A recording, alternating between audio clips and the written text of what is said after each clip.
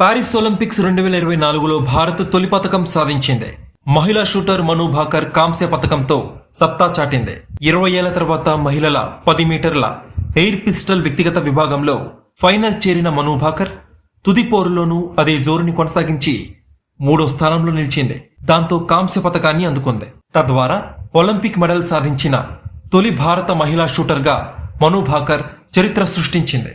ఆదివారం జరిగిన మహిళల 10 మీటర్ల ఎయిర్ పిస్టల్ వ్యక్తిగత విభాగంలో మను భాకర్ 221.7 స్కోర్తో 3వ స్థానంలో నిలిచి భారత పతకాల ఖాతాని తెరిచింది. ఫైనల్ కి అర్హత సాధించిన 8 మంది షూటర్ల మధ్య ఎలిమినేషన్ పద్ధతిలో తుదిపోరు జరిగింది. ముందుగా 8 మంది షూటర్లు 10 షాట్లు సంధించగా తక్కువ స్కోర్ నమోదు చేసిన చివరి షూటర్ ని ఎలిమినేట్ చేశారు.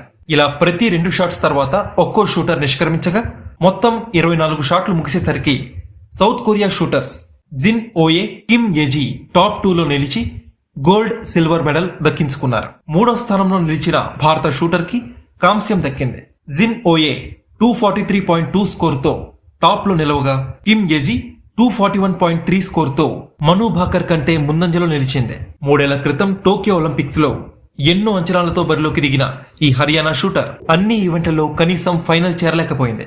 గన్ లో సాంకేతిక సమస్య తలెత్తడంతో ఆమె ఘోర పరాజయానికి కారణమైంది. కానీ ఈసారి ఆడిన తొలి ఈవెంట్లోనే అసాధారణ ప్రదర్శనతో ఫైనల్ చేరడంతో పాటు పతకాన్ని అందుకుంది. ఈ ఒలింపిక్స్ లో మను భాకర్ మహిళల 25 మీటర్ల పిస్టల్ ఈవెంట్ తో పాటు 10 మీటర్ల ఎయిర్ పిస్టల్ మిక్స్డ్ టీమ్, 10 మీటర్ల ఎయిర్ పిస్టల్ వ్యక్తిగత ఈవెంట్లలో పోటీ పడుతోంది. మను భాకర్ కాంస్యంతో షూటింగ్ లో ఇప్పటి వరకు భారత్ ఒలింపిక్స్ మెడల్ సంఖ్య 5కు చేరింది.